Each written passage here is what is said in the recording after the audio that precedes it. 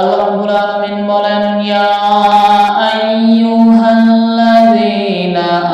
আমানু কুতিবা আলাইকুমুস সিয়ামু কামা কুতিবা আলাল্লাযীনা মিন ক্বাবলিকুম লাআল্লাকুম তাত্তাকুন। সূরাতুল বাকারার 183 নম্বর আয়াতে আল্লাহ রাব্বুল আলামিন বলছেন,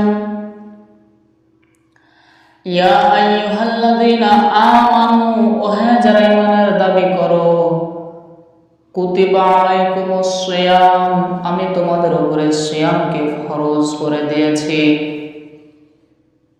কামা কুতিবা আলাল্লাযীনা মিন ক্বাবলিকুম, তোমাদের পূর্ববর্তী উম্মতদের উপর আমি যেভাবে লিখে দিয়েছিলাম, ফরজ করেছিলাম, শুধু তোমাদেরকে যে আমি রোজার বিধান দিয়েছি বিষয়টা এমন নয়, তোমার পূর্ববর্তী যত উম্মত ছিল আমি সবার প্রতি এই রোজা ফরজ করেছিলাম।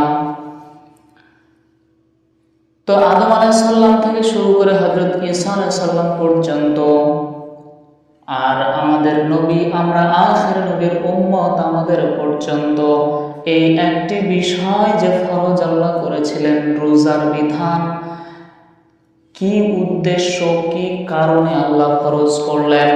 আল্লাহ রাব্বুল আলামিন বলেন, লাআল্লাকুম তাত্তাকুন।